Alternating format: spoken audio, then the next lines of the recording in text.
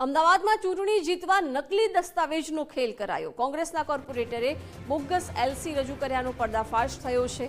કોંગ્રેસ ઉમેદવાર કલ્પનાબેન નવલેકરની મુશ્કેલી વધી છે। કૃષ્ણનગર શાળાનું ખોટું સર્ટિફિકેટ રજૂ કર્યાનો ખુલાસો થયો છે। ડીઈઓ તપાસમાં ભાંડો ફૂટતા એફઆઈઆર નોંધાવવાનો આદેશ। ડીઈઓ કચેરી દ્વારા શાળા સંચાલકોને પણ ફરિયાદ કરવાની સૂચના અપાઈ છે। તપાસ કરતા શાળાના રેકોર્ડમાં નામ જ ન હોવાનો ખુલાસો થયો છે।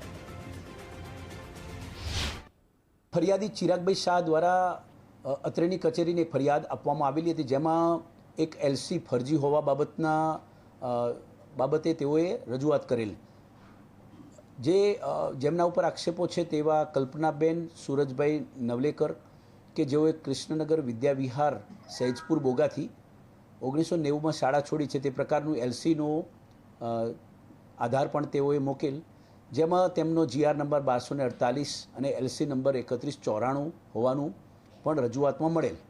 આ બાબતોની તપાસ જે છે ઇન્સ્પેક્ટરને આપવામાં આવી। તપાસ કરતા શાળા સંચાલક દ્વારા પણ જીઆર અને અન્ય આધારો ચકાસતા પ્રાથમિક દ્રષ્ટિએ જે એલસી ઇસ્યુ કરવામાં આવેલું છે તે શાળામાંથી કરવામાં આવેલું નથી। ડુપ્લિકેટ એલસી, બોગસ એલસી હોવાનું પ્રાથમિક દ્રષ્ટિએ સાબિત થતું હોય તેવું જણાય છે, જેને ધ્યાને લઈ આ તારણોને આધારે સદર શાળાના આચાર્ય અને સંચાલકને સદર કલ્પનાબેન સુરજભાઈ નવલેકરના વિરુદ્ધ પોલીસ ફરિયાદ દાખલ કરવા માટે સૂચના આપવામાં આવેલી છે। તો ગુજરાતમાં સ્થાનિક સ્વરાજ્યની ચૂંટણી યોજાઈ ગઈ અને હવે એક ખુલાસો થયો છે કે કોંગ્રેસના કોર્પોરેટર તરફથી બોગસ એલસી રજૂ કરવામાં આવ્યું હતું। કોંગ્રેસના ઉમેદવાર કલ્પનાબેન નવલેકરની મુશ્કેલી વધી છે। વિગતો સાથે સંવાદદાતા અર્પિત જોડાઈ ગયા છે। અર્પિત, કોંગ્રેસના કોર્પોરેટરે નકલી એલસી છે રજૂ કર્યું હતું, હવે આ વાતનો પર્દાફાશ થયો છે, શું બધું અપડેટ છે? એક અરજદાર છે સાબરમતી વિસ્તારમાં રહેતા, એમને જિલ્લા શિક્ષણ વિભાગમાં આખી રજૂઆત કરી હતી અને રજૂઆત પ્રમાણે કોંગ્રેસના ઉમેદવાર છે કલ્પનાબેન, એમનું આ સર્ટિફિકેટ એટલે કે લિવિંગ સર્ટિફિકેટમાં ગોટાળો હોવાની બાબત ધ્યાન દોરવામાં આવ્યું હતું જિલ્લા શિક્ષણ વિભાગનું। જિલ્લા શિક્ષણ વિભાગ દ્વારા શાળાનો સંપર્ક કરવામાં આવ્યો, શાળાના દ્વારા પણ કોમ્યુનિકેશન કરવામાં આવ્યું અને જિલ્લા શિક્ષણ વિભાગની ટીમ દ્વારા પણ સંકલન કરીને આખી બાબતે હકીકત જાણવાનો પ્રયાસ કરવામાં આવ્યો। જે તે સમયના ડોક્યુમેન્ટ એટલે કે જનરલ રજિસ્ટ્રાર હોય છે કે જે શાળામાં અભ્યાસ કરેલ વિદ્યાર્થીઓના ડેટા મેન્ટેન થતા હોય છે, એ તપાસવામાં આવ્યા। એ તપાસતા હકીકત સામે આવી કે એક ચાવડા કરીને વિદ્યાર્થી હતા, ઓરિજિનલમાં હકીકતમાં એમનું આ એલસી છે અને એ એમના નામે આ કોંગ્રેસના ઉમેદવારનું નામ ચડાવવામાં આવ્યું હોવાની હકીકત સામે આવી છે। આ આખો મામલો સામે આવ્યા પછી હવે અમદાવાદ મહાનગરપાલિકામાં જેટલા કોર્પોરેટર ચૂંટાયા છે, ઇલેક્શનનું રિઝલ્ટ હતું તો જાહેર થયું છે, એમાં એક નવો ધડાકો થયો છે, નવો વિવાદ સામે આવ્યો છે।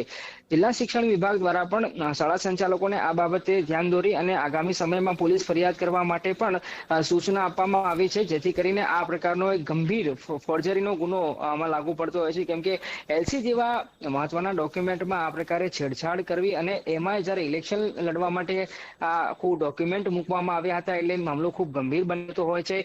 ઇન્ટરેસ્ટિંગ એ છે કે 6 એપ્રિલે અમદાવાદ મહાનગરપાલિકાની ચૂંટણી હતી અને આજે અરજી કરવામાં આવી હતી એના ઠીક 2 દિવસ પહેલા એટલે કે 24મી એપ્રિલના રોજ જિલ્લા શિક્ષણ વિભાગને ધ્યાન દોરવામાં આવ્યું હતું। 26મી તારીખે ઇલેક્શન થયું અને 28મી તારીખે રિઝલ્ટ આવ્યું અને એ રિઝલ્ટ આવ્યા પછી તપાસ ચાલી રહી હતી એ દરમિયાન અને સચોટ માહિતી આવ્યા પછી હવે જિલ્લા શિક્ષણ વિભાગ દ્વારા આ મામલે સક્રિયતાપૂર્વક કામગીરી કરી અને જે તે શાળા સંચાલક છે એ શાળા સંચાલકને યોગ્ય કાર્યવાહી કરવા અથવા તો પોલીસ ફરિયાદ કરવા માટે પણ કહેવામાં આવ્યું છે।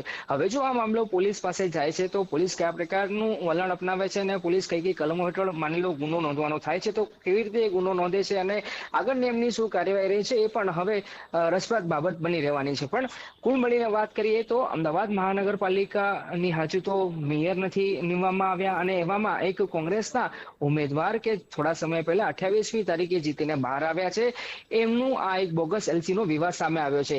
આ સાથે સાથે એ પણ મેન્શન અહીંયા કરવાનું કે જે તે સમય એટલે કે 28મી તારીખે જ્યારે આ રિઝલ્ટ આવ્યું હતું ત્યારે કોંગ્રેસના ઉમેદવાર જે જીત્યા હતા 3 ઉમેદવાર 2 ઉમેદવાર જીત્યા હતા. એટલે એ રિઝલ્ટ પણ ખૂબ ઇન્ટરેસ્ટિંગ રહ્યું હતું, કેમ કે આ જે એ જ બેઠક છે કુબેરનગર વોર્ડની એ બેઠક છે કે જ્યાં 3 મહિલા કોર્પોરેટરો ચૂંટાઈને આવ્યા હતા. ગત વર્ષે પણ આ સ્થિતિ હતી, આ વર્ષે પણ આ સ્થિતિ હતી. એટલે અમદાવાદના ઇતિહાસમાં ગઈ ટર્મમાં અને આ ટર્મમાં એક માત્ર એવો વોર્ડ હતો કે જ્યાં એક વોર્ડમાં 3 મહિલા કોર્પોરેટર હોય, અને એ જ વોર્ડમાં હવે કોંગ્રેસના ઉમેદવારનું એલસી છે, એલસી ને લઈને વિવાદ આવ્યો છે. અને હવે આવનાર દિવસોમાં આ વિવાદ ક્યાં જઈને અટકે છે, કેવું સ્વરૂપ ધારણ કરે છે, એના પર સૌની નજર રહેલી છે. બિલકુલ અર્પિતા, આભાર જાણકારી માટે.